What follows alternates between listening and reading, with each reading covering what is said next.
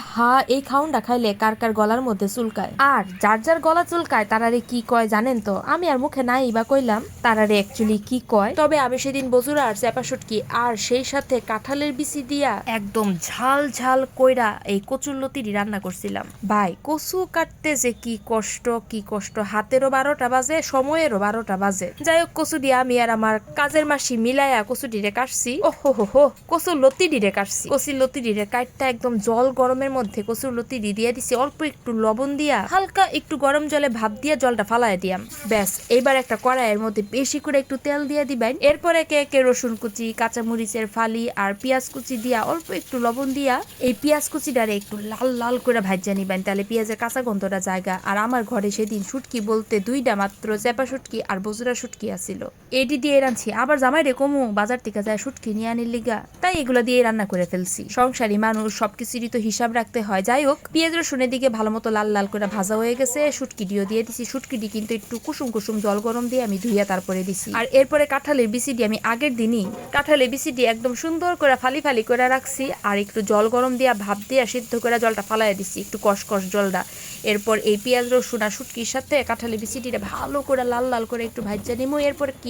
এরপর রোজকার যে মশলা দিওয়া, রোজকার মশলা বলতে হলুদের গুঁড়া আর বেশি করে মরিচের গুঁড়া। আমি এখানে একটু কাঁচামরিচ বাটা আর শুকনা মরিচ বাটাও দিছি, যাতে একটু ঝালের পরিমাণটা বেশি হয়। যাই হোক, ভাজাটা একদম সুন্দর করে হয়ে গেছে। কড়াইয়ের কিনার দিয়া একদম মশলাটাতে তেলও উঠা পড়ছে।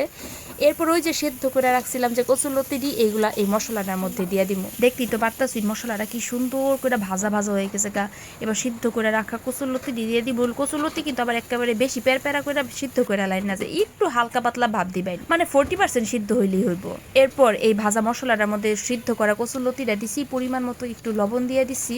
এবার ভালো করে নাড়াচাড়া দিয়া একদম কচুরলতি সিদ্ধ হওয়া পর্যন্ত আস্তে আস্তে করে নাড়াচাড়া দিয়া এটা আমি ভাজবো। আর একটু বেশি ঝাল ঝাল অনেলিকা লাস্টের দিকে আমি কয়েকটা ফালি করা কাঁচামরিচও দিয়ে দিচ্ছি। ব্যাস, একেবারে তাড়াহুড়া করে যেন কচুরলতি দিয়া আবার লাড়াচাড়া দেন না, যে একটু হালকা হাতে নরম ভাবে লাড়াচাড়া দিবেন, নাহলে কিন্তু একেবারে গেটা গেটা গুটা গুটা হয়ে যাবো, মানে একেবারে গইল্লা যাবো আর কি। যাই হোক, আমার কচুরলতি একদম রান্না করা হয়ে গেছে গা। শুটকি দিয়া কাঁঠালে বিচি দিয়া কচুরলতি গরম গরম ভাতের সাথে খাইতে অসাধারণ লাগবে। আজকে আমি বহুদিন পরে ময়মনসিংহের আঞ্চলিক ভাষায় ভয়েস ওভার দিলাম। আসলে কি আর ভিডিও বানাই আমার ভয়েস ওভারই দিয়াম। ভিডিওতে একটা কোনো ভিউ নাই, আর ভিউ যেহেতু নাই ইনকামও নাই। তাও ভিডিওটা যেহেতু মোবাইলের গ্যালারিতে পইরা রইছে, আজকে ভাবলাম একটু আপলোড কইরাই দেই। আপনারা চাইলে অবশ্যই বাসায় একবার ট্রাই করে দেখতে পারেন। তবে যার যেমন জাল খাওয়ানোর ক্ষমতা সেরকম জালি দিবেন, এর থেকে বেশি জাল দিন না। যে আমরা একটু বেশি জাল খাই, তাই একটু বেশি জাল দিয়ে রান্না করছি। যাই হোক, এখন কিন্তু আমার ভিডিওটা কারা কোন জায়গা থেকে দেখতেছেন, স্পেশালি ময়মনসিংহ থেকে কারা দেখতেছেন, অবশ্যই কিন্তু কমেন্ট বক্সে জানাবেন। ভিডিওটা ভালো লাগলে কিন্তু অবশ্যই সবাই টাইমলাইনে শেয়ার করে রাখতে পারেন, নয়তো বা সেভ করে রাখতে পারেন। আজকে ভিডিওর এই পর্যন্তই। So tata.